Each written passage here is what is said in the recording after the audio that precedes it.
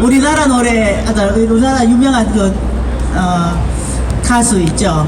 그 가수가 옛날에 최진사댁 셋째 딸 이런 노래를 부른 거 다들 기억하시죠? 그 노래는 원래 미국 노래로 The Snake, 그러니까 뱀이라는 노래를 가사를 바꿔서 조영남이 부른 노래입니다. 그래서 그 노래는 처음에 이렇게 저건 마을의 최진사댁 이렇게 시작을 하죠. 그런데 그 원 노래의 가사는 그런 게 아니었어요. 어떤 이야기냐면은 이제 어떤 예쁜 아가씨가 아침에 출근을 하려고 나가는데 그 호숫가에 날씨가 너무 추워가지고 지나가는데 그 호숫가에 어떤 뱀 한 마리가, 그러니까 아주 예쁜 뱀 중에도 아주 예쁜 뱀들이 있죠. 그 예쁜 뱀이 너무 날씨가 추워가지고 얼어서 죽어가고 있는 것을 보았어요. 그래서 그 아가씨가 그냥 지나가려다가 저 뱀을 그냥 두면 저 뱀이 얼어 죽을 텐데 이런 생각이 들면서 이 뱀을 어떡할까 고민을 하다가 자기의 그 실크 스카프를 벗어가지고 그 뱀을 싸서, 그리고 그러니까 그 뱀을 치다 보니까 뱀이 이렇게 이야기하는 거예요. 제발 날 좀 구해줘, 나를 좀 살려줘. 그리고 너가 이렇게 좋은 일을 하면은 하늘의 구원이, 하늘의 축복이 너에게 있을 거야. 이렇게 뱀이 막 속삭였습니다. 그러니까 이 아가씨가 너무나 마음이 그냥 안 돼가지고 자기의 실크 스카프를 풀어서 그 뱀을 고이 싸가지고 집으로 데려갔어요. 그리고 집으로 데려가서 그 난로가 따뜻한 곳에 놓아두고, 그리고 꿀과 우유를 놓아두고 출근을 했습니다.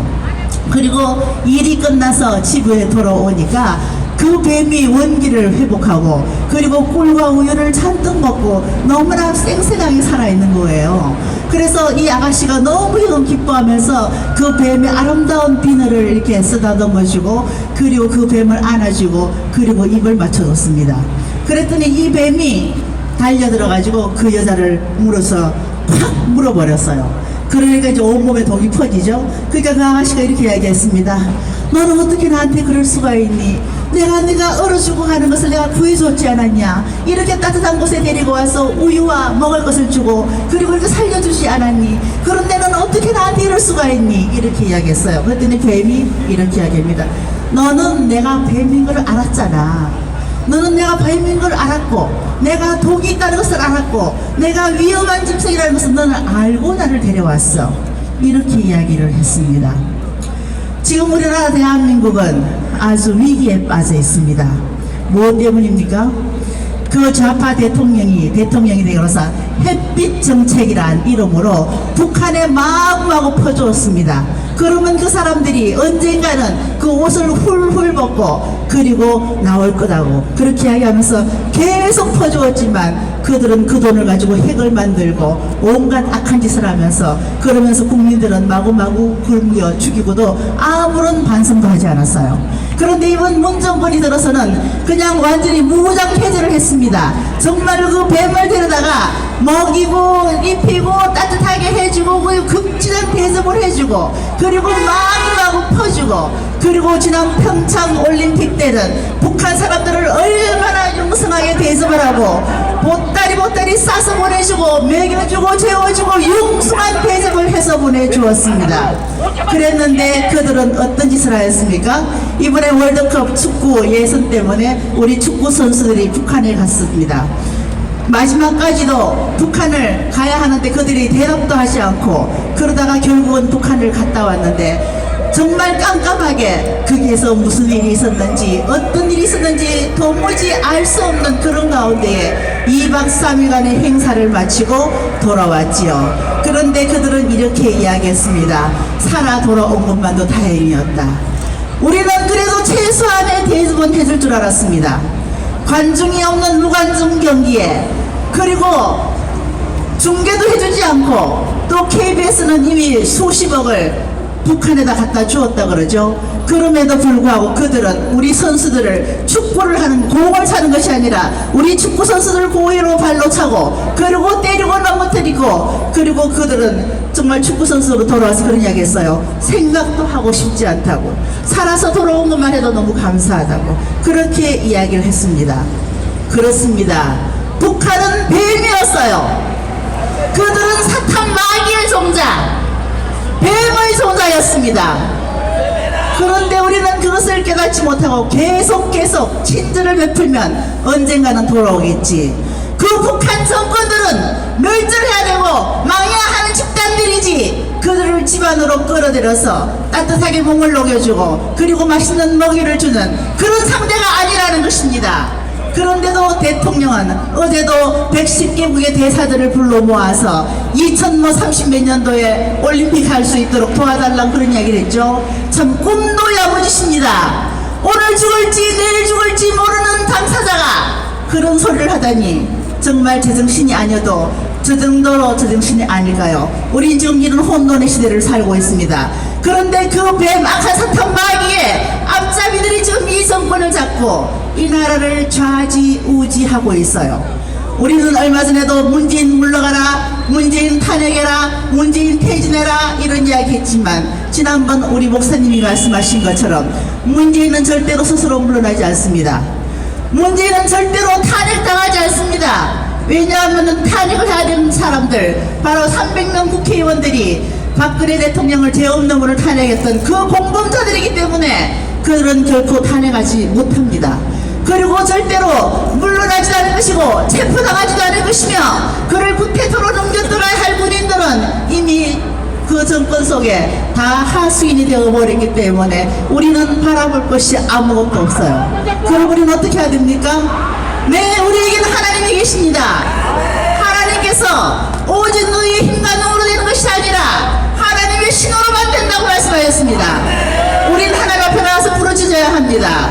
저들은 붉은 용, 붉은 사탄, 그들은 악의 형상입니다. 그래서 우린 하나님의 군대가 되어 그들을 무찌르고 싸우고 이길 수 있습니다. 오직 하나님의 손에 붙잡혔을 때에, 오직 하나님께서 우리와 함께 하실 때에. 그래서 우리는 우리의 사심을 버리고 우리는 하나님 앞에 겸손하게 무릎 꿇고 기도해야 합니다. 하나님, 대한민국을 살려주시옵소서.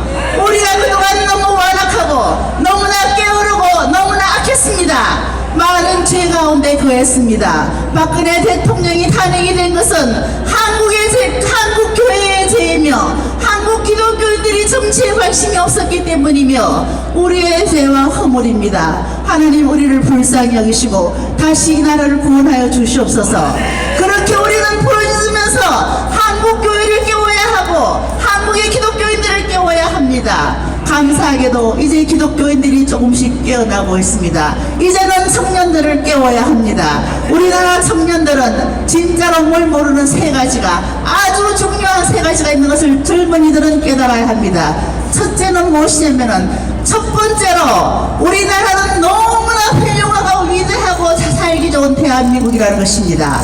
저도 젊을 때에 여행사를 하고 여행을 다니면서 30여 년 동안에 80여 개국을 다녀왔지만 대한민국만큼 살기 좋은 나라는 별로 없습니다. 물론 수고하고 애쓰고 노력해야 하지만 그 노력의 대가가 이루어지는 나라는 그렇게 많지 않아요. 대한민국은 정말로 너무나 좋은 나라입니다. 그리고 두 번째로, 그들은 공산주의나 사회주의가 얼마나 무서운지 모릅니다. 공부를 해보세요. 공산주의 나라는 이미 우리나라가 88년도에 올림픽 할 때 다 망하고 없습니다. 그런데 왜 북한만은 아직까지 그렇게 남아있을까요? 너무나 잔인한 공포정치, 그걸로 인해서 사탄 마귀의 나라로 지금까지 버티고 있는 것입니다. 그리고 6.25 때에 동족을 향하여 총구리를 들이대면서 전쟁을 해서 얼마나 많은 동족들을 죽이고 얼마나 많은 피해를 냈습니까? 그래서 지금 젊은이들은 공산주의, 사회주의가 무서운 것을 몰라요. 다시 공부해야 합니다. 다시 공부하셔야 합니다. 그리고 또 하나 세 번째로 모르는 것은, 이 나라를, 이 한반도에서 5천년 동안 자라냈던 나라를 이렇게 부강하게 세우는 데에 기성세대, 여러분 청년들의 부모와 조부모 세대가 얼마나 많은 노력을 해서 이 나라를 세웠는지 그것을 깨닫지 못한다는 것이에요. 이것이 공짜로 주어진 것입니까? 아닙니다. 미국의 보호 가운데에서 정말 우리의 조상들, 우리의 부모님, 우리의 조부모님들이 정말 죽을 만큼 열심히 해서 이 나라를 이렇게 부강하게 만든 것이지 저절로 부강하게 된 것이 아닙니다. 이제는 지켜야 하지 않습니까? 청년들 일어나야 하지 않습니까?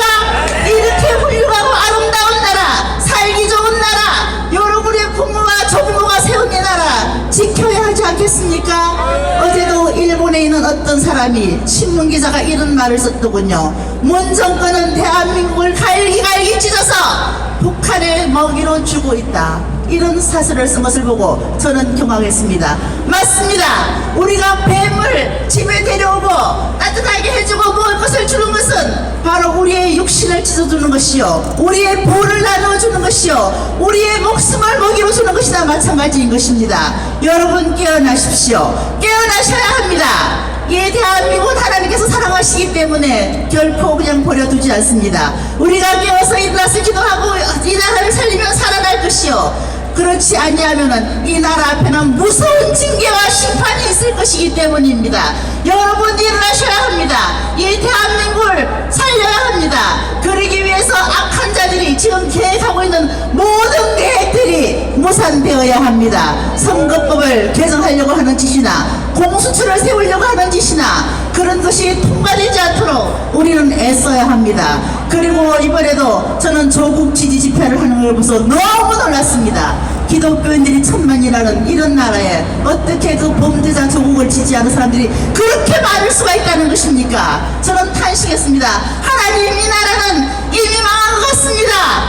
이 나라가 바로 될 수 있을까요? 저는 하나님 앞에 기도하면서 정말 가슴이 아팠어요.